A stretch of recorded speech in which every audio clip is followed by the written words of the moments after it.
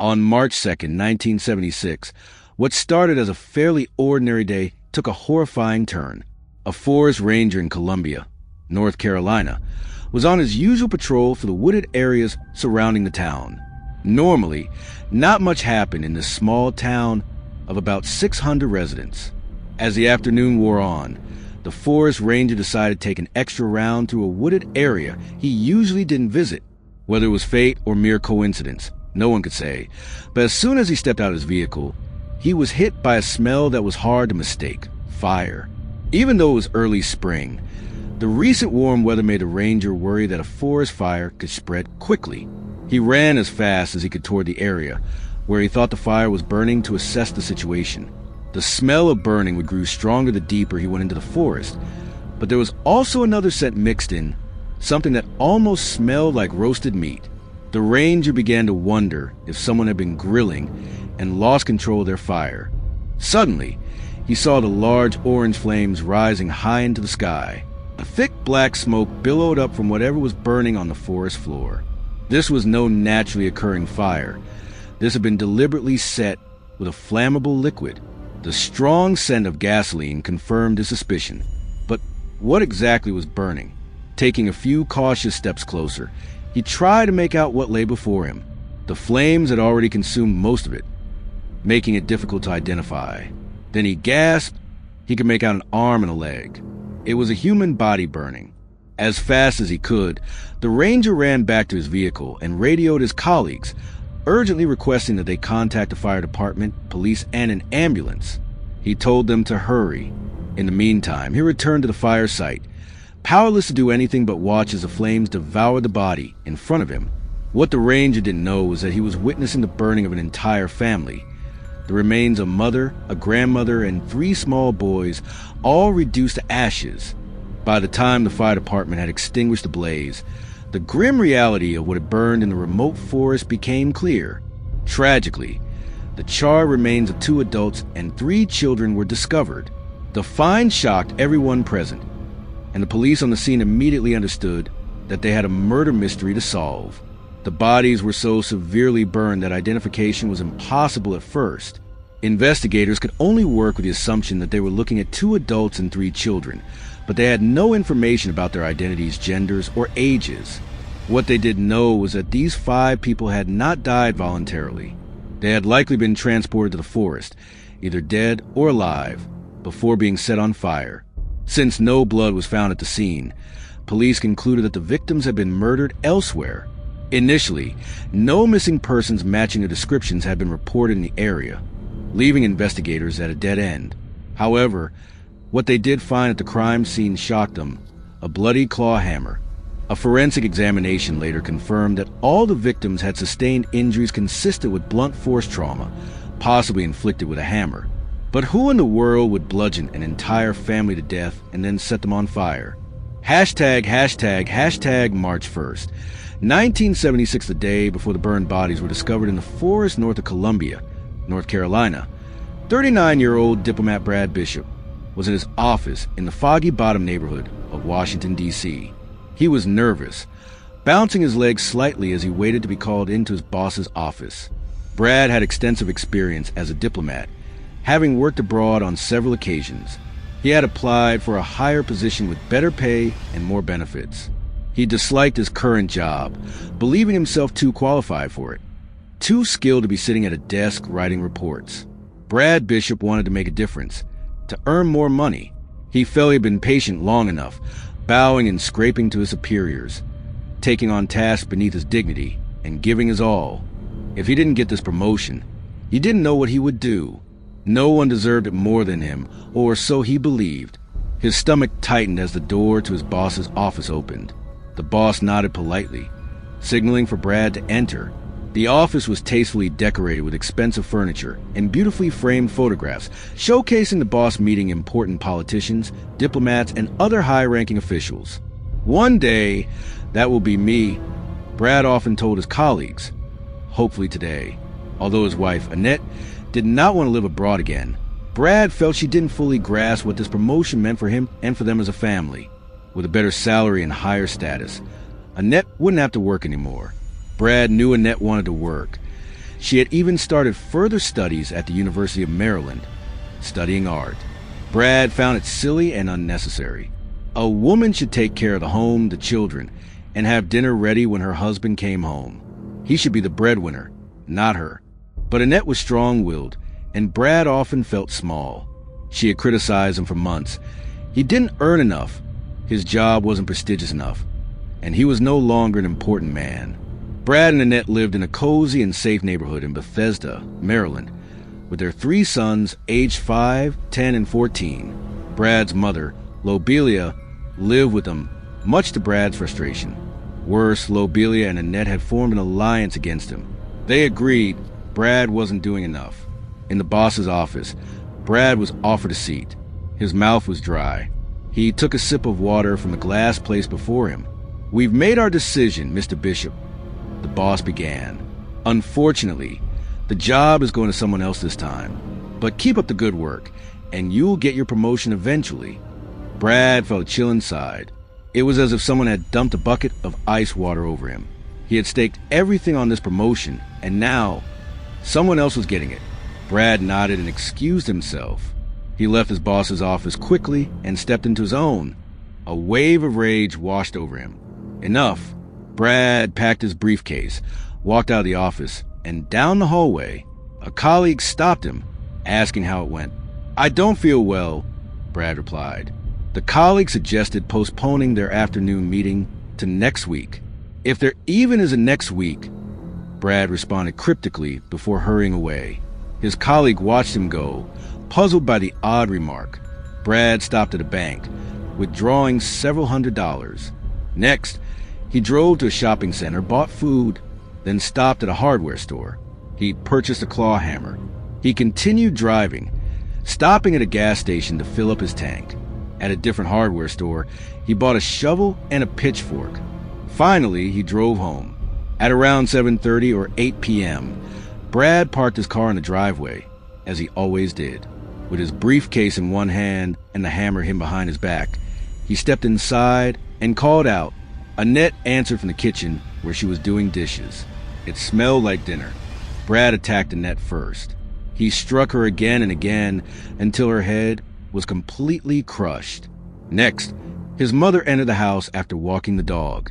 She, too, fell victim to her son's brutal attack. Then, Brad went upstairs to his sleeping children. None of them would ever wake up. Brad Bishop had just slaughtered his entire family. After making sure that all 5 family members were dead, Brad placed them in the family station wagon. He then drove over 400 kilometers south into the vast forests of North Carolina. There, he poured gasoline over the bodies and set them on fire. By the time investigators managed to identify the victims, Brad Bishop had disappeared without a trace. March 10th, 9 days after the murders, a concerned neighbor calls the police in Bethesda, Maryland, asking if they can check on the family. The neighbor hasn't seen the family in over a week and is starting to get worried, as newspapers are piling up in front of the door and the mailbox is overflowing. A patrol is sent to the house, and they discover the bloodbath. The kitchen floor has large black stains from dry blood, and drag marks can be seen all over the house. The beds in the children's rooms are a horrific sight. It's all too clear that the boys were beaten to death in their beds. The pillows are piled up in blocks, but the family is gone. The wife and children are reported missing, and newspapers publish large headlines about the case. It's so bizarre that it catches attention far beyond Maryland's borders, and soon the story reaches North Carolina, where the police there also take notice. It almost seems too unbelievable to be true. The unidentified bodies in the woods of North Carolina are compared with dental records from the Bishop family dog. Later, they get a match for all of them, except for Brandon. Therefore, Brad is suspected of having killed them, and a massive manhunt is initiated. 8 days after the neighbor called in on March 18th, 19 bodies are found near a nature reserve in Tennessee called Smoky Mountain National Park. This is about 64 miles from the place where he had set the bodies of the family on fire. In the car, they find calm dog treats, a shotgun, shaving equipment, and Brad Bishop's medication. The spare tire in the trunk is covered in blood from the bloody bodies. Several witnesses can confirm that the car had been parked there for several days. likely since March 5th or 6th. The police are too late, but they still try to track him down. Bloodhounds are used to trace Brad, starting from the car and out into the terrain. However, it is likely too much time has passed for it to be possible to track him. The police work on the theory that Brad got out of the car and took the same route as the many hikers and tourists in the nature reserved to mass ascent, so that the bloodhounds wouldn't be able to track him. The day after the car is found, Brad is formally charged with 5 premeditated murders. He is wanted nationwide, and everyone who knew him is interviewed by the police in the hopes that they can find a lead. They know Brad is desperate, that he has nothing to lose, and they therefore consider him extremely dangerous. There are several problems the police encounter in the investigation. The first is that Brad Bishop has several days head start, and the murders appear to have been somewhat planned. The way he executed the killings of his family suggests that he must have thought through the order of events and likely planned how he was going to do it. That he didn't get the promotion he had so desperately hoped for was probably not part of the plan, but Brad's colleagues believe it caused him to completely lose his temper. A colleague who ran into Brad in the hallway the same day he killed his family later told the police that Brad appeared tense and upset. He added that he didn't think Brad was feeling sick, but that something else was troubling him. According to the colleague, Brad's comment about maybe not being there the following week gave him a bad feeling, and he had actually thought about that comment several times in the days that followed, especially considering that Brad never showed up for work again. Another problem the researchers encountered was that Brad was a holder of a diplomatic passport, which allowed him to travel almost anywhere without risking being stopped at border controls. There are also different rules regarding how long he could stay in other countries. Brad had friends and acquaintances all over the world, and the police believed for a long time that he was hiding abroad after becoming internationally wanted. Many claim to have seen or met Brad in countries like Sweden, Finland, Switzerland, Greece, Germany, and Spain. Some of the sightings were particularly interesting, especially those from people who knew Brad or were familiar with him, rather than those who just thought he looked like him. The motive for the gruesome murders remains unclear, but during the investigation, it was revealed that Brad had financial problems and was on the brink of bankruptcy because he and his family were living beyond their means. They were said to have more luxury than they could afford, which often led to bills piling up. It is also no secret that Brad became very upset when he didn't get the promotion he had hoped for. According to friends, he had bet everything on getting a better job. Colleagues who saw him after his meeting with his bosses said he seemed downright furious and angry. Some even went so far as to say that he had completely lost it. A woman claimed to have heard Brad yelling and screaming inside his office before he went home and never returned. It was not a rosy picture at home either. Brad was frequently criticized by his wife for not having a good enough job, for not earning enough, and for not giving enough time to the family. He may have felt inadequate, and perhaps this was why the potential promotion was so important to him. Brad was also unhappy in his office job in Washington, D.C. He felt he was too good for it and envisioned a more important job, such as working in a consulate or as a diplomat. However, prestigious positions kept slipping away, and it became clear that he was struggling to climb the career ladder. Yet, many people don't get the jobs they want, and perhaps he didn't have a good home life, which may have pushed him toward an extreme act.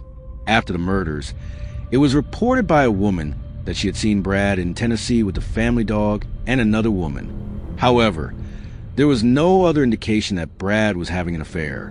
He was described as very intelligent, having received a good education from a prestigious university in the U.S., and he had a promising career. Some even speculated that Brad experienced a midlife crisis, leading him to want to completely change his life.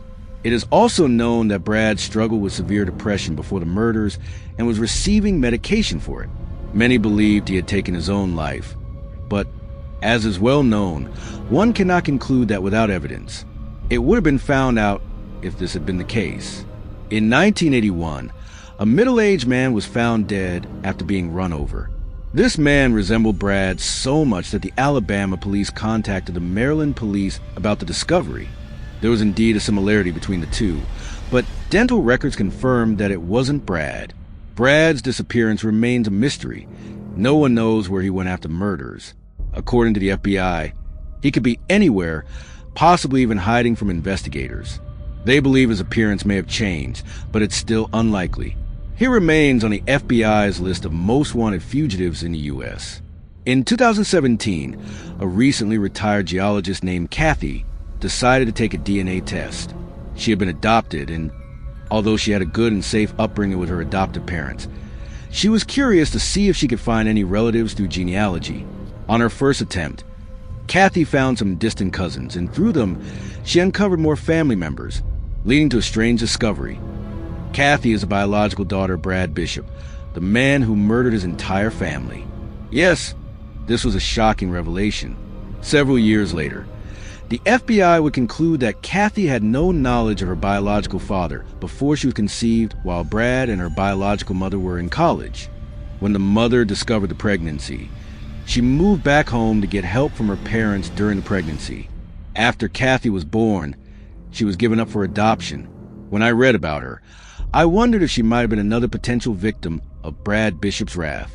Brad Bishop quickly became one of America's most wanted criminals. Despite extensive searches, he was never found. A few days after the murders, his car was discovered abandoned in the Great Smoky Mountains National Park in Tennessee. This led investigators to believe that he might have gone into the wilderness to take his own life. However, no body was ever found, and the possibility that he had escaped remained open. Over the years, there have been several reported sightings of him. Some witnesses claim to have seen him in Europe, particularly in Italy and Switzerland, where he had previously lived and worked. Brad Bishop was officially declared dead in 1994, but the FBI continued to search for him. In 2014, he was added to the FBI's 10 most wanted fugitives list. In 2018, after more than 40 years of searching with no confirmed sightings, he was removed from the list. To this day, no one knows for sure what happened to Brad Bishop. Is he dead? Or has he been living under a new identity all these years, having managed to escape justice for the brutal murder of his own family? That's it for tonight's tale. But don't worry, there's always more where that came from. Be sure to stay tuned for even more nerve-thrilling horror stories every single week. If you haven't already, hit that subscribe button and join us here at the Hollow Horror. You won't want to miss what's coming next. Until then, stay safe. Or stay scared. See you next time.